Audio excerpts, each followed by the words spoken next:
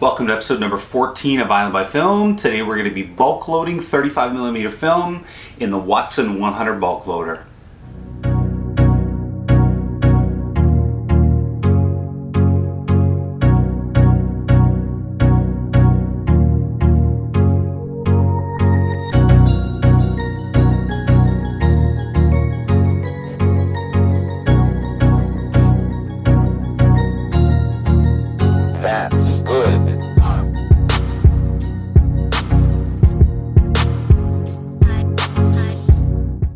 Okay, so today we're going to be looking at what it's like to bulk load film, and I'm using a fairly old Watson Model 100 35mm bulk film loader.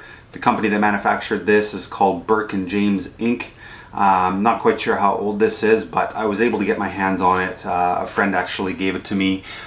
He'd used it years ago and no longer used it, so I inherited a bunch of his darkroom gear, including an enlarger, easels, and a bunch of things. This was one of the things I was most excited about, was this bulk loader. Now, in this bulk loader was a partial roll of film that I've kind of done a little bit of practicing on. This is actually a really big benefit. I mean, you have to completely do this in the dark, so to have a length of film on a reel to be able to practice this with is actually a pretty decent benefit. So we're going to go through what it would be like to load this in a dark bag. I want everybody to be able to see what it looks like in terms of in a daylight setting, but just please do not try and do this without doing it in a dark bag, of course, because if you expose this film, you will not be happy with the results. So first thing that we're going to do is we're going to open up the top here. This just unscrews here and the whole top portion comes off right here. I'm going to set this off to the side. Now I would probably recommend that you put it upright when you're sliding it in, but just so that the camera can see, I'm going to put it this way. Now, and when you have a full roll, you're going to want a roll that's going to probably likely spin out on you and make a mess. So you want to hold your finger right on the top portion right here to make sure that that roll does not completely spin out on you and make a big mess inside the dark bag.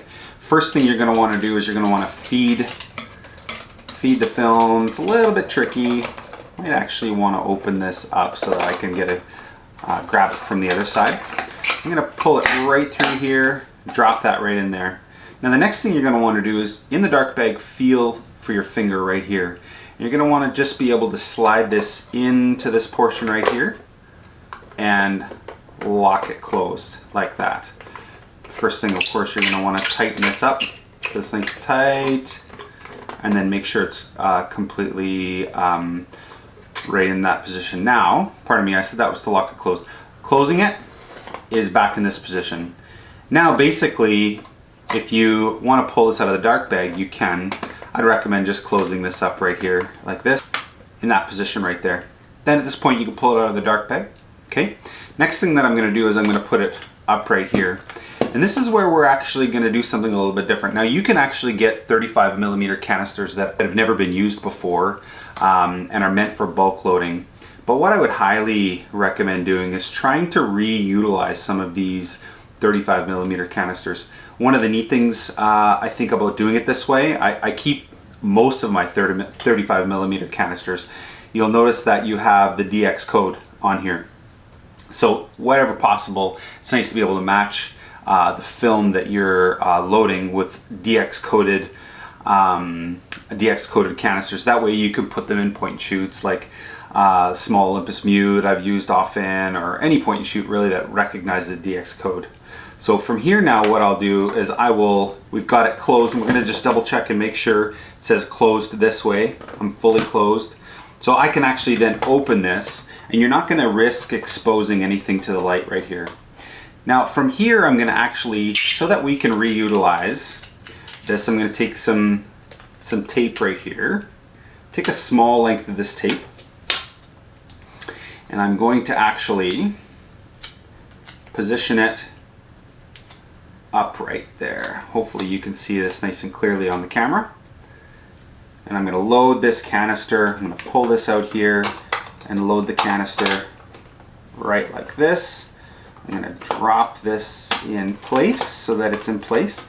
And then I'm going to take this length of film right here and I'm going to try and match it up so that I can actually match up the sprocket holes and make sure everything is nice and straight, just so you don't have any binding issues when you are loading it in your camera. So I'm going to fold this over right here and make sure it's nice and snug right there, perfectly there.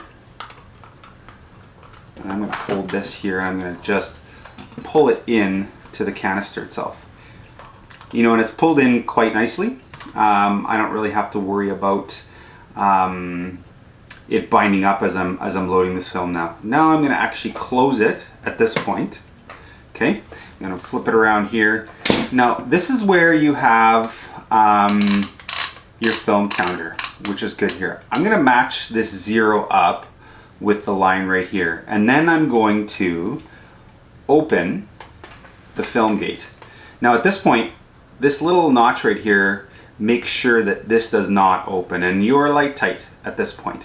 Okay, and every time that I roll this film on, you can hear a click. So that would be 1 frame. So I had a quick malfunction for some reason. It didn't quite grab, but so I've put another roll on here and I've taped that roll on using a different canister there.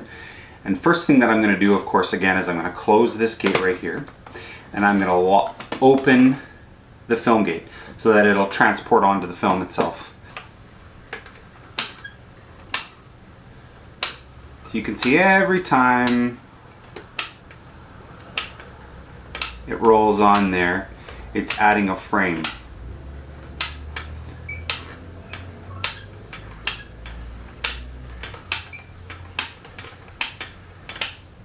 So you can see right now I've added, based on the counter, I've added about 26 frames there.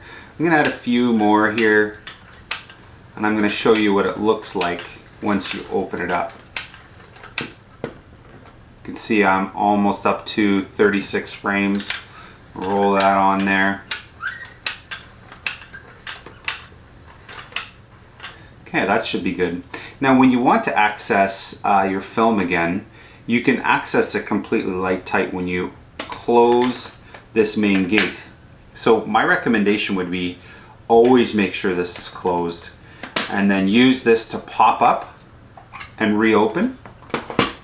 And then from this point, you can take your film canister, you can trim a section off right here, and then once you trim a section off, you're basically ready to shoot, and you've got a bulk loaded roll of film.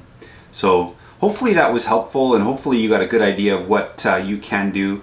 Highly recommend reusing these canisters. I think I've done a little bit of reading online, and I think that you could reuse these canisters up to, maybe 3-4 times. It's okay to go that far, but I mean, the reality is that the more you reuse them, the felt light tightness here probably will wear a little bit. So use them a couple of times and then throw them out. If you're anything like me, I've pretty much kept almost all of my film canisters that I've developed. So I've got a pile of them, and they're probably readily available from your local lab as well too. They probably wouldn't mind giving you some, although not entirely sure whether they pop the tops off or not, or if they use an extractor to pull the lead out. But I always do, even when I'm loading 35mm film in my Patterson tank, I never wreck the tops here. I always pull the film out and then roll it onto my reel that way, and I wait till it goes to the very end,